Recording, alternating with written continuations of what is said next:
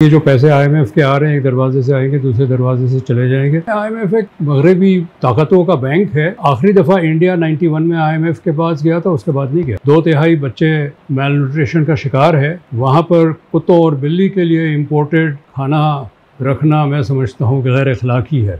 IMF के कर्जे के बाद पाकिस्तान की मईशत में क्या बेहतरी आएगी और आम आदमी के लिए इसमें क्या फ़वाइद हैं? पाकिस्तान में क्या नाक़िस पॉलिसीज़ हैं और इनमें सुधार कैसे मुमकिन है? और सैलाब के बाद पाकिस्तान में जो तबाहियाँ हुई हैं उनके लिए देर पा और फौरी इक़दाम क्या लेने चाहिए, इस हवाले से हमने बात की माहिर माशियात कैसर बंगाली से। आइए सुने उन्होंने क्या जवाब दिए।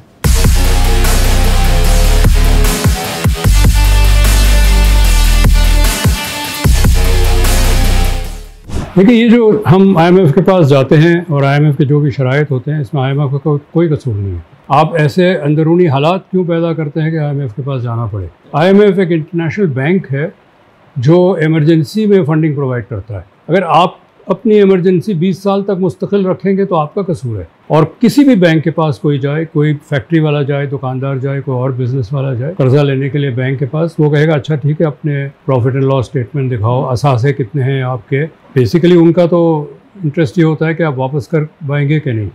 आईएमएफ भी ये करता है। चूँकि हमारे जो नंबर्स हैं वो ठीक नहीं होते तो आईएमएफ कहते हैं अच्छा ये नंबर ठीक कर दो। आईएमएफ का कसूर नहीं है, लेकिन आईएमएफ का इतना कसूर है कि जाहिर है आईएमएफ एक मगरबी ताकतों का बैंक है। उनके मुफादात तो वो रखेंगे नज़र में, लेकिन हम जाते हैं तो हम अपने आप को एक्सपोज करते हैं एक्सप्लॉयटेशन के लिए। आप मत जाएं। और आपने कहा कि जी एक दफ़ा जाते हैं तो दलदल में फंस जाते हैं, ऐसी बात नहीं है। आखिरी दफ़ा इंडिया 91 में आईएमएफ के पास गया था, उसके बाद नहीं गया।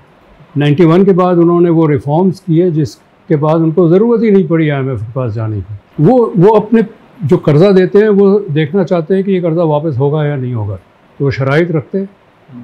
उस शराइत को आप साजिश तो नहीं कह सकते, वो तो शराइत खुलेआम है। सर आपने अपना टैक्स बढ़ाना है ताकि ख़सारा कम हो।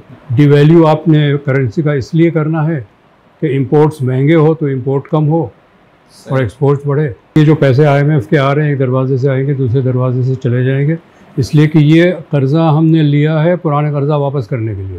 सही। आप इसको इस्तेमाल तो कर ही नहीं सकते। मतलब आपने टोटल सिर्फ डिफ़ॉल्ट से बचने के लिए लिया है। जो डॉलर आएगा वो डॉलर चला जाएगा वापस। इससे आपकी एक्सपोर्ट्स नहीं बढ़ेंगी, आपकी कुछ नहीं होगा, कोई असासे नहीं होंगे, कोई सड़क नहीं बनेगी, कोई पोर्ट नहीं बनेगा, कोई कनाल नहीं बनेगा, कोई नहीं खर्चा होगा। ये हम पिछले तकरीबन 8-10 साल से ये कर रहे हैं, कर्ज़ा ले रहे हैं सिर्फ कर्ज़ा वापस करने के लिए। आपका सिर्फ ये फ़ायदा है कि डिफ़ॉल्ट मुल्क नहीं हो रहा। अच्छा। अगर डिफ़ॉल्ट हो जाएगा तो हम शायद बिजली नहीं चला सकेंगे, चूँकि हम पेट्रोल नहीं इंपोर्ट करेंगे, हम गाड़ियाँ नहीं चला सकते हैं, हम PIA नहीं चलेगा, ट्रेन नहीं चलेगी।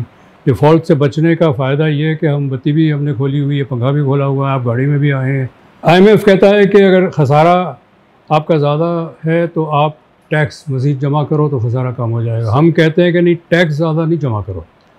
वैसे ही टैक्स का बोझ बहुत ज़्यादा है हमारी मईशत पे। हुकूमत अपने गैर तरक्याती अखराजात कम करे, जो गैर ज़रूरी है और बहुत ज़्यादा है। 40 के से ज़्यादा वफाक में डिविजन्स हैं जो मिनिस्ट्रीज़ होती हैं, 20 तो आराम से बंद हो सकती है और फिर उनका बजट भी रुक जाएगा, बजट कम हो जाएगा और बच जाएगा वो बजट। इंपोर्ट पे एक्सपोर्ट तो कहने से नहीं बढ़ सकती, क्योंकि आप बनाएंगे तो कुछ बेचेंगे ना।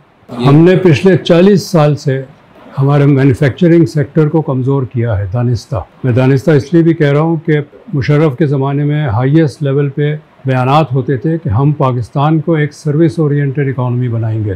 तो जो पॉलिसीज़ बनाई है उसमें बैंकिंग को बहुत फ़रोग़ मिला, जिसका फ़ायदा गैर मुल्की बैंकों को हुआ, इसलिए कि 80% हमारी बैंक्स गैर मुल्की है। तो जब आप एक ऐसा पॉलिसी बनाते हैं जिसमें बैंकिंग सेक्टर को फ़ायदा होता है तो इसका मतलब ये कि गैर मुल्कियों को फ़ायदा होता है। और ये दानिस्ता था। इंपोर्ट के तमाम दरवाजे खोल दिए। बिजली अपने कोयला से बनाने के बजाय इंपोर्टेड कोयले से बनाने लगे। सुपरमार्केट में आप जाएं तो पाकिस्तानी चीज़ें ढूंढनी पड़ती है। वो जो पूरा एक पिछले 20 साल का पॉलिसी पैकेज था, इसने हमारी मईशत को मोहताज किया है गैर मुल्की मफादात के हाथ। वो बदलना पड़ेगा। कि 3-4 मोटी चीज़ें हैं। बिजली हम बनाएं अपने वसाइल से, हमारे पास इतना कोयला है कि हम, और जो पन बिजली बनती है उससे हम पूरे मुल्क को बिजली दे सकते हैं बगैर लोड शेडिंग के। अच्छा, सोलर एनर्जी इतना, उसकी टेक्नोलॉजी ऐसी हो गई है कि अब हम सब अपने घर में ऊपर पैनल लगा के बिजली पैदा कर सकते हैं। उसकी एक पॉलिसी बनाए, उस पर डिस्काउंट दे, ख़ास तौर पे बलूचिस्तान में और फाटा में लगाने की ज़रूरत है, क्योंकि वहाँ बिल कलेक्ट नहीं होते, लोग पेमेंट नहीं करते, तो सर्कुलर डेट बढ़ता रहता है। तो आप उनको कहेंगे अच्छा ठीक है, हम आपको वन टाइम सब्सिडी देते हैं, आप अपने घर पे लगा लें ये पैनल आधे पैसों में, आधे हम दे देंगे, हर महीने सब्सिडी नहीं देनी पड़ेगी। और फिर उनके लिए जो बिजली नहीं क्रिएट करनी पड़ेगी, जनरेट करनी पड़ेगी, तो उससे फ्यूल का खर्चा वो बचेगा ना, वो ग्रिड पे प्रेशर कम होगा।